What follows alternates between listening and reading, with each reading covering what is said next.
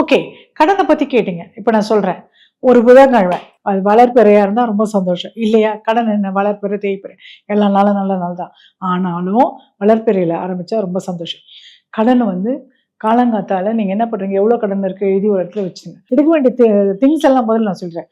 பச்சை துண்டு, ஒரு பாதாம், கற்பூரம், நெய், அப்புறம் பூஜை சாமான். இப்போ என்ன பண்ணணும்னா காலையில 5லேருந்து 6 மணிக்கு காலையில எழுதிட்டு எழுந்த உடனே எப்பவும் போல விநாயகர் பூஜை பண்ணிட்டு விளக்கேற்றிட்டு பூஜை சாமான்லாம் எப்பவும் தூபம், தீபம், கற்பூரம், நெய்வேத்தியம். சரிங்களா?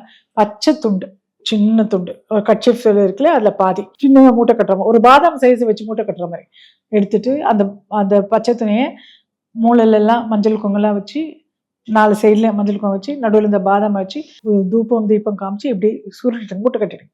மூட்டை கட்டி ஒரு எப்போ பூஜை பண்ணாலும் சில்வர் சாமான் யூஸ் பண்ணக்கூடாது. காப்பர் பிளேட்டோ இல்லை வெள்ளி பிளேட்டோ பித்தளை பிளேட்டோ அதில் வச்சுடுங்க. இந்த பாதாம் மூட்டை கட்ட பாதாம் வச்சுட்டு விநாயகர் பூஜை பண்ணி அப்புறம் அக்ஷதை போட்டு தூபம் போட்டு தீபம் போட்டு எல்லாம் இவ்வளோ கடன் எனக்கு இருக்கு, என் கடன்லாம் தீரணும்.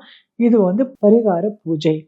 இந்த பூஜையை முடிச்சுட்டு 5லேருந்து 6க்குள்ள முடிச்சிட்டோம். காலையில் புதன்கிழமை காலையில் முடிச்சிட்டதுக்கு அப்புறமா இது அப்படியே வாரம் வாரம் கண்டினியூ பண்ணோம். அதே டைமுக்கு பூஜை ரூம்ல இருக்கு. நெக்ஸ்ட் வாரம் வரும்போது திருப்பி பூஜை பண்ணல, ஃப்ரெஷ்ஷாக மூட்டை கட்டுறதுக்கு முன்னாடி அந்த பழைய கட்டி வச்சிருந்தீங்களே போன வாரம் அதை எடுத்து கற்பூரம் ஏற்றி நெய் போட்டு அதை கொளுத்திட்டோம்.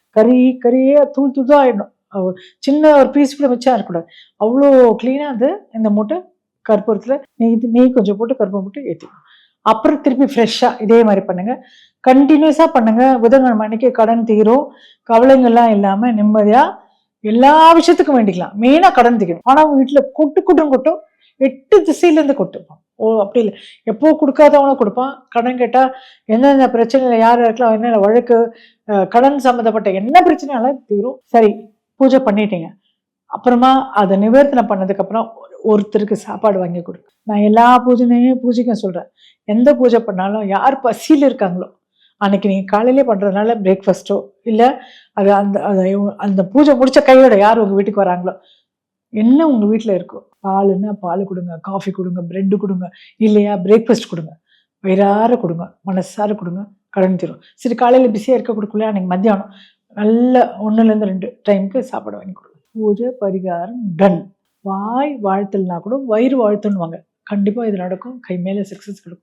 இந்த பூஜை பண்ணிவிட்டு கமெண்ட் செக்ஷனில் வந்து உங்களுக்கு என்ன பரிகார பூஜை கை மேலே பலன் கிடைச்சோ, இது வந்து நான் செய்யறதில்ல, என்னோட குரு சொல்லி கொடுத்தாரு. அதனால நீங்கள் கண்டிப்பாக கை மேலே பலன் எடுக்க பார்க்கலாம்.